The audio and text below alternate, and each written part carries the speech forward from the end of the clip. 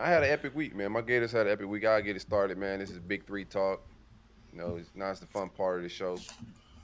Talk a little bit of recruiting and whatnot. But my man Billy had an epic week when it pertains to all-time Gator weekends, all-time Gator recruiting. We've had some goats, especially like with Urban Meyer. He's legendary. Has some legendary runs. Muschamp has some legendary runs with getting some recruits. But Billy's haul within technically 55 hours was something historic that went down.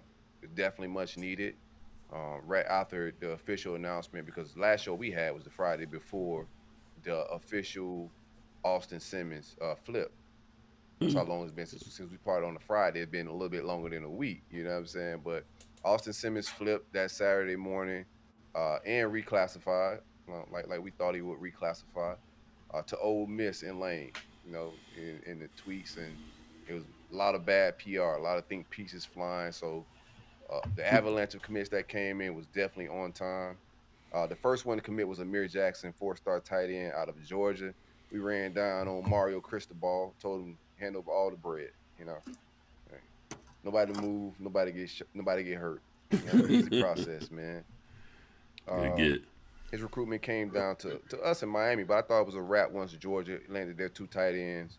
Um, it was like three times he's been on campus. I was kind of hoping he'd pop, and if it didn't happen this time, I said on stage, Miguel, if it don't happen this time, it just ain't gonna happen. Sometimes you wait for a kid forever, and then it just never happens. And that's always a bad sign when you lead for a long time and it just won't pop. That ain't never good news, man. So he popped. I think he's a player that's in a similar mode like a Cornelius Ingram. If you see some of his film, he plays a little bit of everything, a little safety, a little receiver. They got a ending around that he did, and he hits like 20 miles per hour. Clocked that at from some analytical nerd that was clocking people via videos and whatnot, and he hits like 20 miles per hour. But a guy that can stretch the field from the tight end position. We wanted a couple more tight ends, but we got some tight ends kind of re-solidify themselves. Um, so we may be done. I don't know. We'll see how it all plays out. There is a couple tight ends that we're evaluating, but right now it may just be a one tight end. We may try to get somebody out of the portal, but a really good get. Like where we at. We are recruiting the Caleb Odom's kid, but not at tight end. We recruiting him as a wide receiver. So I know a lot of teams around the country are recruiting him at tight end, but we are. The next commit was Amiris Williams, four-star defensive lineman out of North Carolina, 6'2" and a half edge rusher. He's gonna play the buck position. His recruitment came down to USC, Oklahoma, Auburn, Tennessee, and Missouri. One that came out in North Carolina, of course, in North Carolina State, the home programs. But this one came out of left field for me. I didn't have him on my commit watch. I thought we led in his recruiting, but the vibes was flowing. My man coached Spencer, Coach Chaos in the trenches on defense. He's having an all-time haul right now. Where our linebacker class at, and our defensive line class at, and I'll get a little bit more information on this at the end of this conversation. But you're talking about all-time hauls in the front seven right now on paper. It's gonna be one of our best classes ever when it pertains to like star ranking. I think a couple of these guys are gonna sky up to like the top 75, top 100. Nazir Johnson is one of those guys, four-star defensive tackle.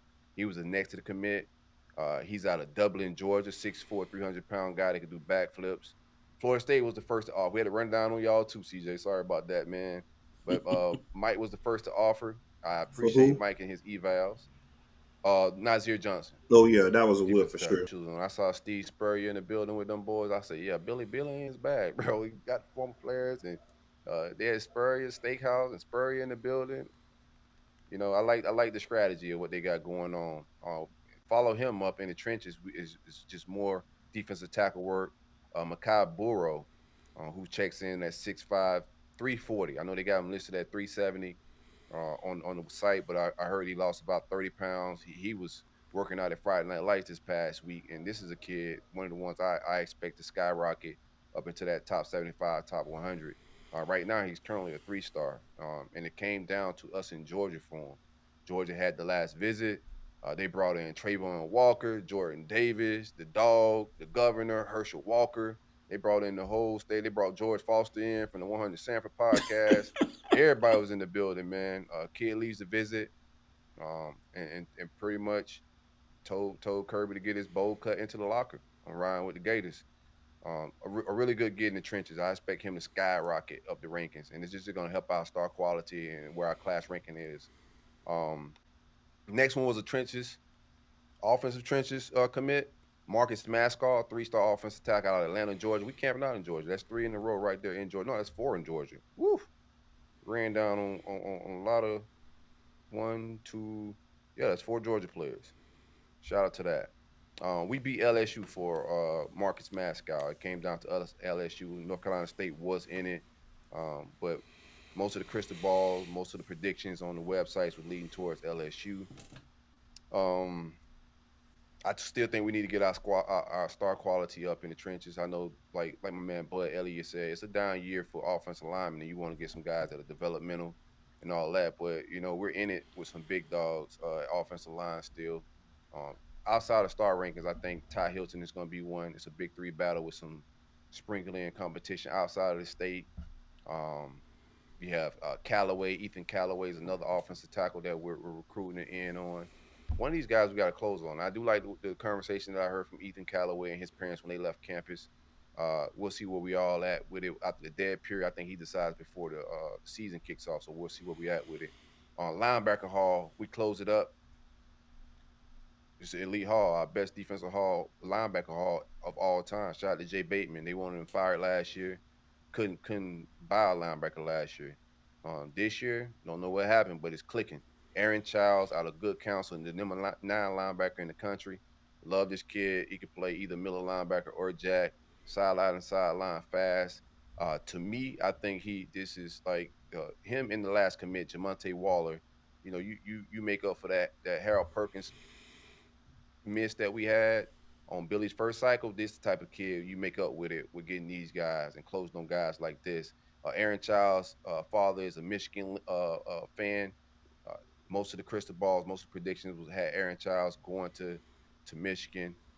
Jelani Jenkins helped out with this recruiting. Jelani Jenkins played at Good Counsel as well in Maryland, same high school as Aaron Childs. But he comes down on the visit. Jay Bateman get in his bag. We had R.J. Moulton, the transfer that came over from Michigan, the safety, was his host. So a lot of strategy involved, a lot of negative recruiting. I appreciate my man R.J. Moulton for paying dividends already on the trail before he even touched the field. So shout out to that transfer for helping us out. But a very good get, man, out of the clear blue sky. I put him on commit watch though. Every guy on this list I had on commit watch outside of Amaris Williams. Um, but a very good get, all time get, best linebacker class for the Florida Gators ever on paper. Jamonte Waller, who's gonna be a 5-star once On3 get their act together. But I think this kid's a top 25 recruit, edge rusher. Getting him out of Lane State. Lane ran down on us, got up Austin Simmons. He shot out some tweets talking greasy, telling us what songs to play on our playlist on our Spotify. He talking crazy. Then next thing you know, Lane started deleting tweets. I think word got out. Hey, Lane, there's some crystal balls rolling in, man. We got our number 1 guy on the board in the state of Mississippi. He's out there vibing. You may not want to be talking to Greasy to Billy right now because Billy hot and Jamonte's out there. But Lane had to lay down. Everybody got to lay down. If you ain't got that fire, you got to lay down. So we had to lay Lane down for the best player in Mississippi. Players don't even leave Mississippi like that. We overcame the slave belt and all that, man. Got my man in Billy in his duffel